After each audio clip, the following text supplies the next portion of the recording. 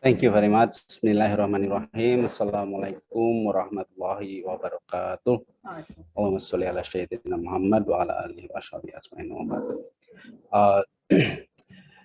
I wish I have more time because what I'm going to explain is a little bit tedious and tedious, and maybe it needs some contemplation or more deep thinking. But I just want to share part of my study about motivation and how it relates to Professor Malik Badri's Maqasid framework. I mean, Professor Malik Badri's thinking, school of thinking, I think it's a Maqasidi, because like Dr. Ami has said, what he's saying is actually in accordance with what Professor Jasir Auda ideas and also writings. So I would like to share some example how to build a theory, how to construct theory with this Maqasid approach that Dr. Ami has mentioned, but I will only share the step from the critical study of literature and then formulating theories, because it would be I mean, it won't enough time to do the whole circles, so the whole cycles. Okay, so okay, we will start from what Professor Malik Badri has inspired with his classic books, his masterpiece. Yeah, I will quote here. I think everybody already mentioned that. Also, that he mentioned about he didn't agree if we throw away psychology as a whole, because there's something in it that might be beneficial for us, for Muslim society.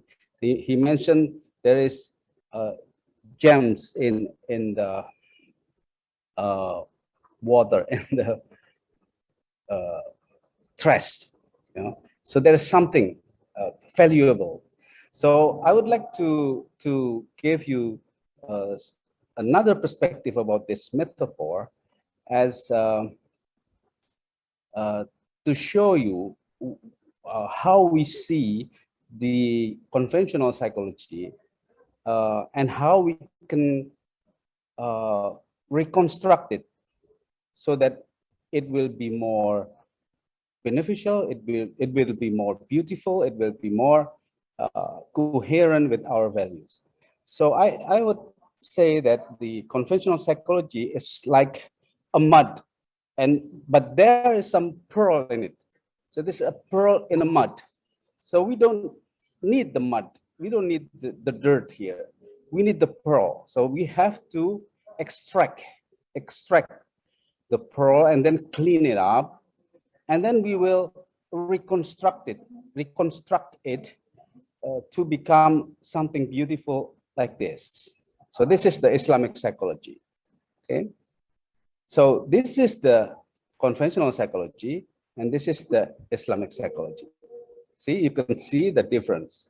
It's more beneficial, it's more beautiful, it's more comprehensive and integrated. But it's a sum of part of it. Actually, we take it out from the conventional psychology. Okay, so the next question is how can we extract this pearl from the existing knowledge, existing body of knowledge or theories? We will have another metaphor about this. Let's say knowledge is like a tree. Okay, so if we see a tree, it's a very complicated, it's very there's branches, there are, it's complex thing to do. But from this complicated stuff, we know that the essence of it actually is in the seed. Okay, so every tree grows from a seed. So that's why we need to extract the seed. We need to extract the seed because in the seed, actually, it contains everything in that body of knowledge, but in essence, in the essence of it. So this is part of the Makosut approach. We want to take out the essence of it, the most fundamental, the basic message, the basic purpose of the message. Okay, so let's do this in practice. Okay, we know that nobody will, deny that Sigmund Freud is very influential in psychology, and he's talking about ego, superego, libido sexual, eros thanatos, totem and taboo. So how we can extract from Freud the pearl, the gems, that we can use it, that we can uh, uh, transform it into something more beautiful. Well, if you talk about Freud, there's one word that you always relate to, and that word is instinct. So everything that Freud is talking about actually is about human instinct. So you have a killer instinct, you have a, you know, sexual instinct, and what everything that Freud is conveying in his theory actually is to see human being, uh, to let human being follow their instinct. So that's why Freud doesn't want any rules, doesn't want any families, doesn't want any culture or totem. We just let the human being follow their instinct. That's actually the essence of the Freudian psychology.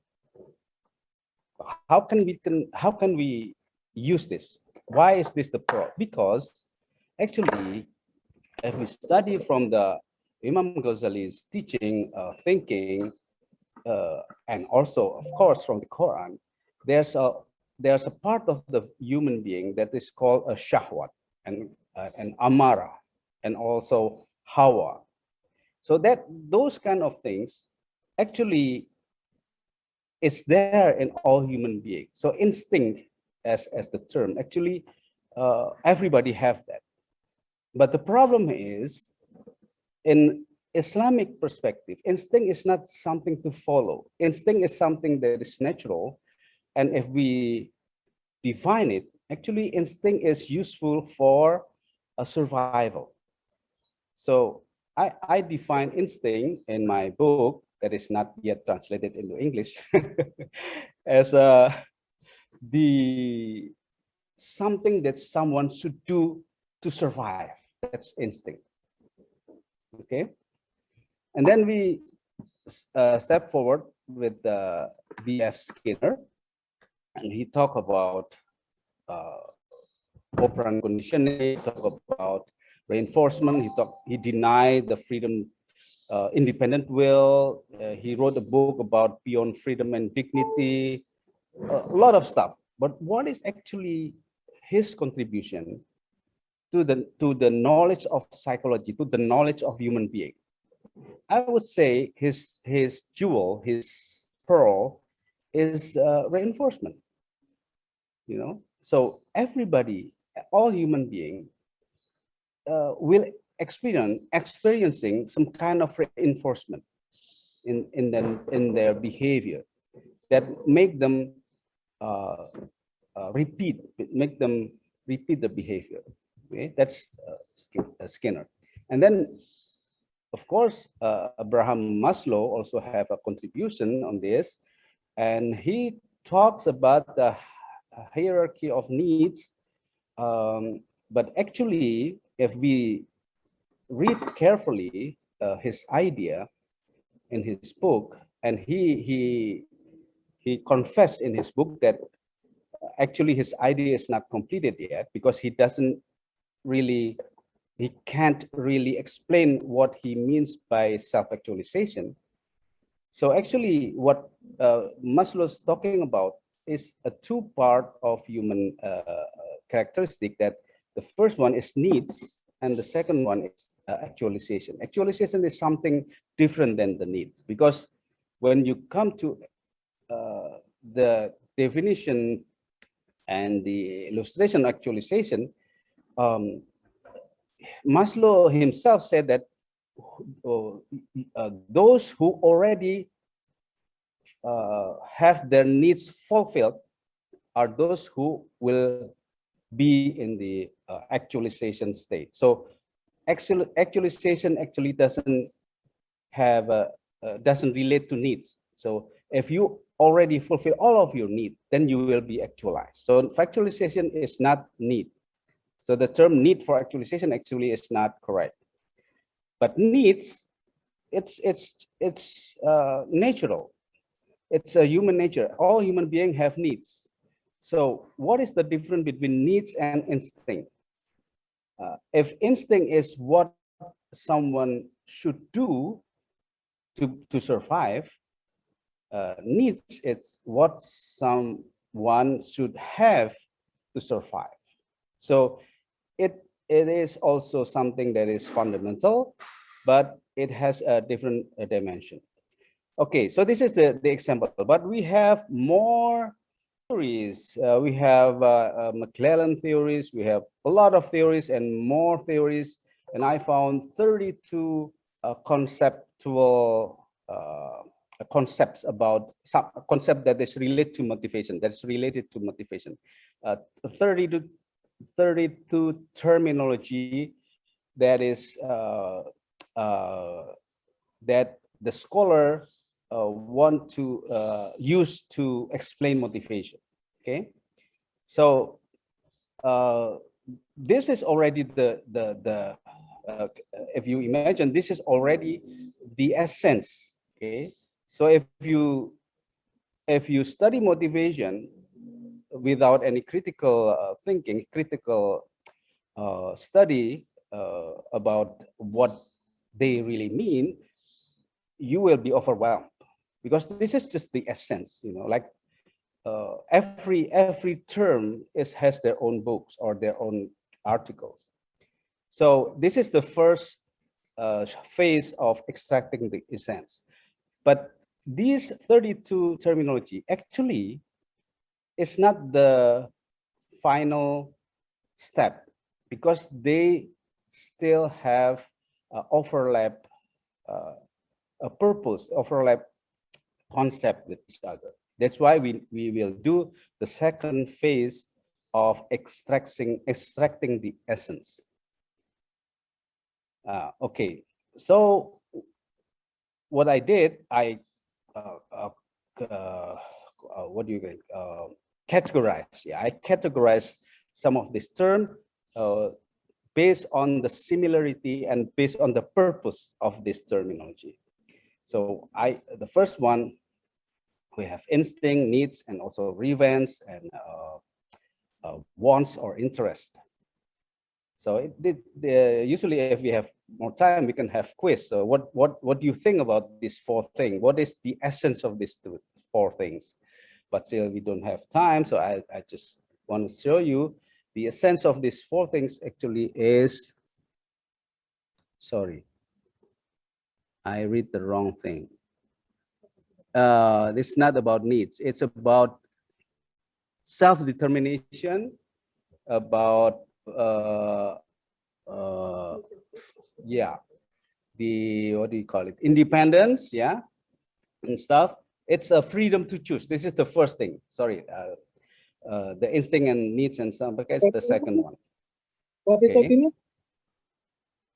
So we extract that already. So we come back to the list and we extract another four. This is the needs, the instinct, the wants, and also the revenge. And we call this urge. This word actually mentioned by McClellan and also Maslow and also Freud. So the urge to achieve, the urge, the need is the urge, you know, the instinct is also the urge. So the urge is the word that we present four of them. And then we go back to the list and we pick 5 term that is similar in meaning and purpose, and we call this a challenge. And then the fourth one, we go back again and we extract them. This 5 terminology, everything deals with incentive. And the last one is this actualization, actually part of this 5th category, and it has also contribution in it, value, and we call this meaning. So we have 5 themes in all from all motivation theories that is there, and we then construct this into a model. Freedom to choose have to deal with the urge, and they have the dynamics of drive and control. And then if you can control your urge, then you will be transformed into meaning, like actualization. This is actually like a paraphrasing the Maslow's proposition about what, if you already fulfill your own needs, then you will be transformed into actualization. So this is a transformation. And then from the environment, you will face challenge, and the challenge sometimes they do pressure on you, but sometimes you see challenge as an opportunity. So you are seeking challenge. Why? Because beyond the challenge, behind the challenge, there is a meaning. There's a flow in there, and then also incentive. There's a reinforcement, but there's an expectancy theory that see that incentive will be instrumental into meaning. So this is the conclusion of this critical study of literature, and we call this the theory of meanings. So all those 32 theories of motivation, we integrated into one model. So you can talk about any theory of motivation, and I can explain it with this model. Imagine that maybe if you learn about motivation theory for one semester, 14 meetings, and you can just replace it into one meeting. So it's very efficient if you accommodate, or if you teach from the Islamic perspective, because all of this is the essence of the motivation, and it's every term of it is very familiar, so we don't have any confusing terminology here. Okay, this is the part, actually this is the half of the process of the theory building from the existing psychology literature. On the other half, we can also construct a theory based on the Quranic verses. And freedom to choose is the meeting point of these two approach. So I'll show you in brief, because we don't have enough time, how can we construct a similar theory, like, a theory about human life, because motivation actually is the essence of a psychology. If you talk about anything, and you talk about industrial psychology, clinical psychology, educational psychology, the core is motivation. How do you motivate the employee? How do you motivate the client? How do you motivate the student? So motivation, that's the basis of behavior. And motivation is the integration of belief system, of perception, of attitude, everything blend in motivation dynamics. Okay, so this is why motivation the essence, and this is the essence of the motivation theory. And now let's go back to the Quranic verses, and how can we construct a theory from the Quranic verses. And we can start with the creation of the first human, the Prophet Adam.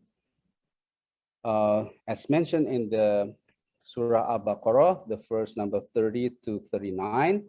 And we all familiar with the story that Allah created Adam from the body first, and then the soul, and then what? And then Allah teach him about names, about the ilm, about knowledge.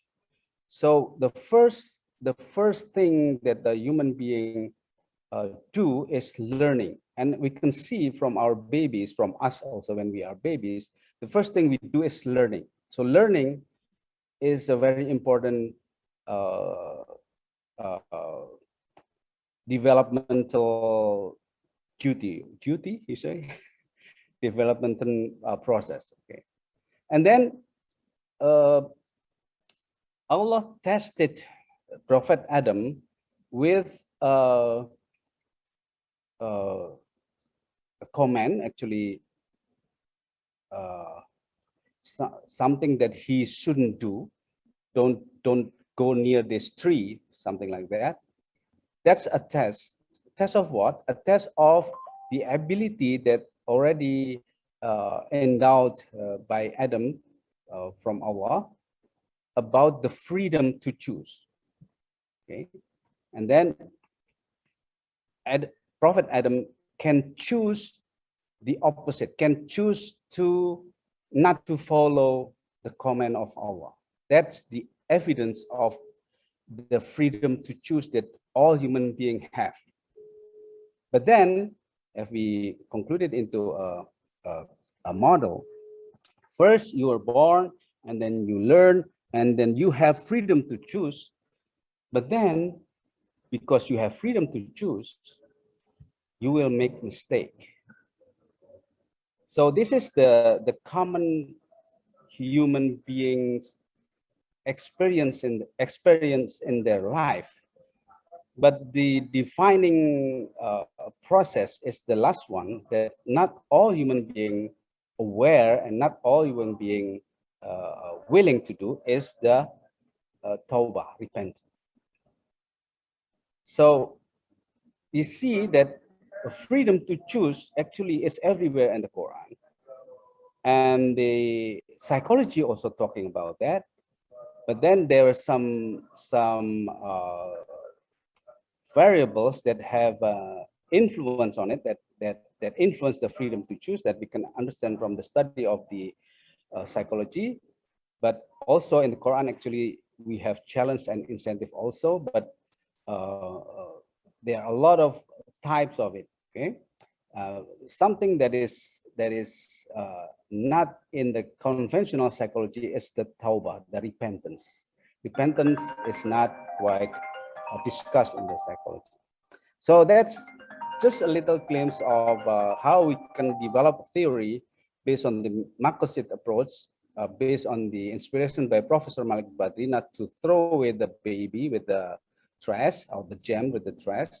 We should identify, we should extract what is valuable from this body of knowledge, and then we reconstruct it into a new theory that will be beneficial for us, not only for Muslim, but all humanity.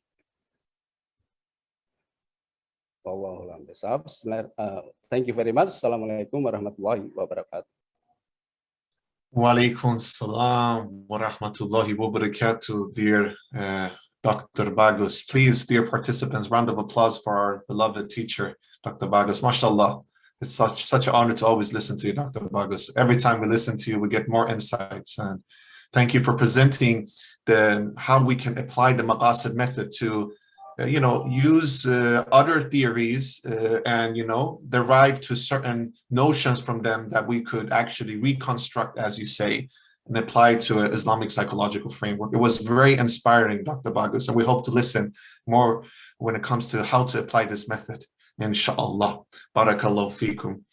And by the way, Dr. Bagus, when we had the lecture with you about Tazkiyah therapy in ISIP, the International Students of Islamic Psychology, many want you to translate this to English. So I said it yesterday and today.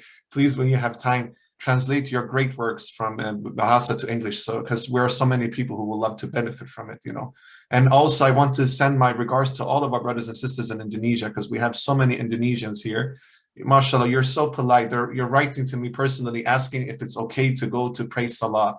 And I just want to tell you all, wonderful brothers and sisters, of course, if you want to do salah, this is an international conference, so we don't know when the salah times are in different parts of the world. Just feel free to go. And please keep us in your du'as, and please keep Professor Badri and his family in your du'as, and all of our great scholars and organizers as well. So we know that Indonesia and the rest of the world, of course, Malaysia, the whole Southeast Asian part of the world have so many great scholars in the field of Islamic psychology. And we're looking forward to learn from all of you. And Dr. Bagus, as one of the leading scholars, thank you once more.